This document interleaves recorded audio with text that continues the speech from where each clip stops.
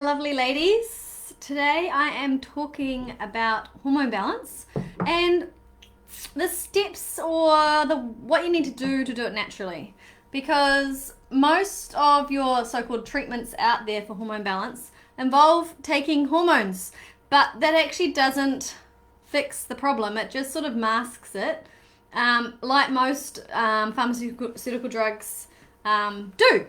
So, from a natural perspective, from a naturopathic perspective, what do you do to balance your hormones naturally? And there's quite a few steps, and no, it's not something you can just do like bing overnight, like take one pill and I'm done. It doesn't work like that. And the truth is, all health conditions, when you're treating them or working with them naturally, not allowed to say the word treat, when you're working with them naturally, take time. Yeah, so it takes time to get a hormone imbalance, and it takes time for that imbalance to start to reverse. And usually the longer you've had it, the longer it takes. Also, the older you are, the slower it is. It's just the way our bodies don't heal as fast, that sort of thing. So these are just some foundational things to know, that there are, as much as everyone wants a quick fix and everyone on the internet is talking about quick fixes because that's sales and that's marketing, the truth is there isn't a quick fix, yeah? But that being said, there are some things you can start doing straight away to start improving your hormone balance. So I'm going to start talking about those now. So there's a few factors, and the main factors that come down to disrupting hormones, the main things that disrupt hormones are your stress levels, your diet, and chemicals and toxins. These are the three main things that we've got to work on, yeah? And you can see why it's like you can't just take a pill and it all goes away, right? Because when it comes to stress, there's no pill for stress. People always say that. They're like, oh, you're stressed, why don't you just take some herbs? And I'm like, it doesn't really work like that either, because herbs work to support the body. They don't take the stress away, yeah? So what we need to do is we need to reduce our stress. Now, this can be very challenging for some people because of your commitments or your, what's the word? Ambitious,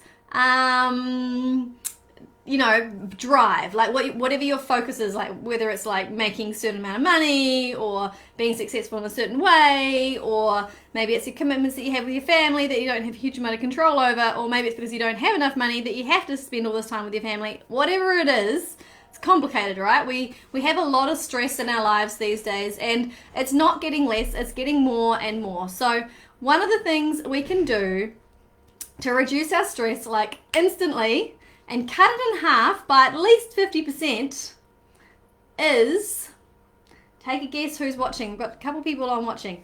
If you know what it is, actually I don't know if I can see your comments. Maybe try and write a comment in there. What is the one way that you can reduce your stress levels? Write it in there, ladies. I'll come back to it in a minute. If you've been to any of my events or watched any of my lives, you will know exactly what it is, because I'm always talking about it. The other thing we need to do, so we've got stress, we've got toxins, and we've got nutrients, basically. So when it comes to our diet, we need to get it clean, yes? So there's no, you don't have to go on like this big like detox. Leslie's saying exercise, Christy's saying breathing. These are all good starts, very good starts. They're not the one thing that I'm thinking of for reducing your stress, the fastest way to reduce your stress. So the common thing that most people do in the morning is they get up in the morning, and what do? They have a cup of coffee, yeah? So coffee is the number one, or caffeine is the number one way. If you're not drinking caffeine already, well then yes, exercise and breathing and all those sorts of things are great, and prioritizing what you do and delegating and learning to say no and stop being the people pleaser and all those things are your next step. But the first thing, if you're drinking coffee, not specifically, but particularly coffee, you just cut it out. Because what coffee does is it doesn't give you energy. It feels like it gives you energy, but it actually doesn't. What it does is it stimulates your adrenal glands to produce your stress hormones. And your stress hormones, we've heard of them, cortisol, adrenaline. Yeah, you've heard of those words before, I'm sure. These are your stress hormones, and you need a certain amount of them to feel good, like have good energy. But if you drink coffee and if you're really stressed for a long period of time, what happens is your adrenals and your pituitary and your hypothalamus in the brain, these guys work together, and they end up reducing the amount of cortisol that's released long term. Yeah. So instead of waking up in the morning with a nice like, oh, I'm awake and ding, you wake up going, oh, I'm so tired. Yeah. And then it might take you a bit of while to get going. You might get this little burst of energy around like 10 o'clock until 2 o'clock, and then 12 o'clock, and you're okay.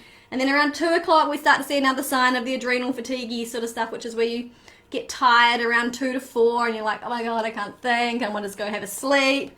And then the other one is people get really, they're wide awake at nighttime.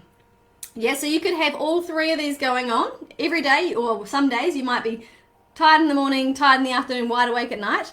Or you might just have one of them. So you might just be feeling okay, a little bit tired-ish during the day and like wide awake at night. That's a sign. Or you might be okay in the morning and evening, but you're like really tired in the afternoon. That's a sign. Do you get me? So you can have it, depends on how bad it is to whether you're going to have all three or just one of these. Yeah, so hormonal health, sex hormone health, like women's hormones, like estrogen, progesterone, those main ones, are directly affected by stress. Now, stress comes along, well, no, it doesn't come along. What happens is you experience stress, yeah, and your brain has reactions to that. And what happens in the body is like, it doesn't matter whether it's like the bills, the children, the relationship, the job, whatever it is that's stressing you out, or if it's something physical that's actually happening in your life, like there's a car that's coming flying at you and you're like, ah! That is all the same stress to the brain. It doesn't distinguish between emotional and physical, like life-threatening stress. It all just thinks it's the same. And coffee is in that same category. So you put coffee in there, you've got all your normal stresses, and your body's like, okay, get me out of here. Let me run away from the tiger. Let me run away from the job. Let me run away from my kids. Let me run away from the car. Yeah. So it's all the same thing. So it's creating this stress response for you to run. And this is the survival thing in the body. Our body is designed to survive. It's the base brain, it's the reptilian brain. It's the one that's all about survival. It's the one that was developed first, and it dictates a lot of this sort of stuff. So we can't do anything about it, but what we can do is we can work with it. So by reducing coffee, you automatically drop your stress levels, and your body isn't in fight and flight. If you get anxiety, if you get depression, if you get mood problems, if you get blood sugar regulation issues, coffee can be one of the reasons why this is going on. Stress is often one of the reasons why this is going on. And what I was saying, like mood, blood sugars, energy, these are all hormone related, yeah? So it's not just about your sex hormones. It's not just about estrogen, progesterone. Estrogen and progesterone are at the bottom of this little tier, yeah? So we've got to get like the brain on board, like the hypothalamus and the pituitary up here. Then we've got to get the adrenals on. They sit on top of the kidneys. We've got to get them on board, like feeling happy and good. We've got to get the thyroid working, and then we've got to get the pancreas working. Yeah, once we get all those guys working, back on order, not stressed out, then the estrogen and progesterone and the hormones that like give us our cycle and all that sort of stuff can start to regulate. And one of the reasons why stress is so bad for this is when you're in fight and flight, your body is in the mode to survive, right? It's all about surviving. So your body goes, well, I don't need to have a baby right now.